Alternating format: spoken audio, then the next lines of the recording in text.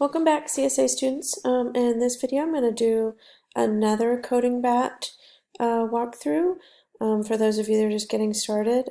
So altogether, you'll have three. In the last video, I did a warm-up one. I'm going to do a logic one in this video, and then I'll do another one in the next video. So in this video, remember you want to be in Java. Remember you want to make sure you are logged in so it saves your work. So I logged in, click Java, click logic-1, and I'm going to go to love6. This is the one I want to work on. And I keep losing my method header for this. I'm not sure what's up with that. There we go. This is what it should look like when you come in, and if you hit go, you should get the same error I did. So here is the description of what we need to do. And here is some examples of the method calls, and you'll see here's the method name, and here's the method name. And remember, we're matching up parameters and matching up return types here. So for this one, the number 6 is a truly great number, apparently. Given two int values a and b. As you can see here, given these values a and b, return true if either one is 6, or if their sum or difference is 6. So note the function math absolute could be used to return the absolute value of a number, so that is their hint. So maybe I'll just start with the first one. Given two ints, return true if either one is 6.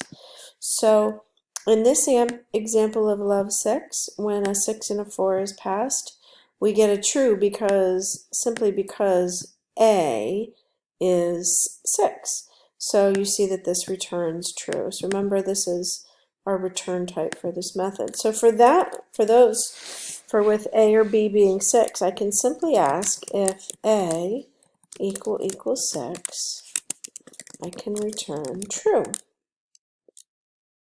Now if I just say go, it's not going to run, and it's saying you're missing a return statement. I have a return statement, but it's conditional. It's based on this condition being true. So Java wants to ensure that you are returning some Boolean. So for now, I could just say else return false. So if I get a run, you can see that I have a lot of green and red. So I have some that are working now, and I have some that are not. So the run is what my code produced. The expected is showing me what I'm supposed to produce. So I can see that these are matching, and that's why they're green. But here I'm supposed to return true, and I returned false. So somewhere my code is still insufficient, so I'm getting the red for that. So maybe I'll add, because I certainly saw that values a and b return true if either one is 6. So I could choose to do an else if, or I could choose to do an or. So if a equals 6 or b equals 6, and I see there that I'm getting some more green, but I'm still missing some things. And so I might go back to the specs and see, or if their sum or difference is 6. Or I might pull a certain example out where I got red, and ask, well, why would this return false? Why did mine return false, and why is it supposed to return true? And you go back to the words, because some of these are more confusing than others. But we can see that the sum or the difference is 6. And so here the sum of 5 and 1 is 6. So indeed that should have returned a true, and mine is returning a false. So I could add another or if a plus b equals 6. That was another true, and I'm getting more, but now I need to handle the subtraction, and this is getting kind of long, and there's nothing wrong with that, but maybe just for showing alternate methods of doing it, I could certainly, all of these could be in their own else if. So I'm going to say else if a minus b equals 6. Then I want to return true also.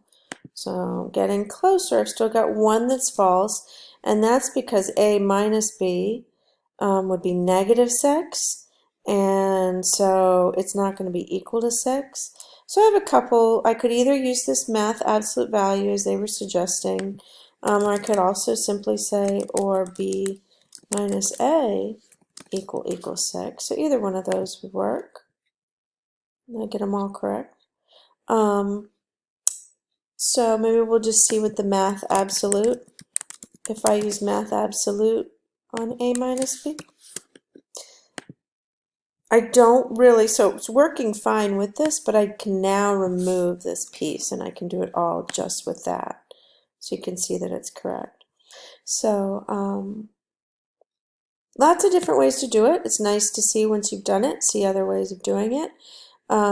As you're working through these, you'll get checks here. You get a star for every 3 that you get. So I'm looking for 5 checks, not 5 stars, 5 checks by Friday. So continue on and happy coding.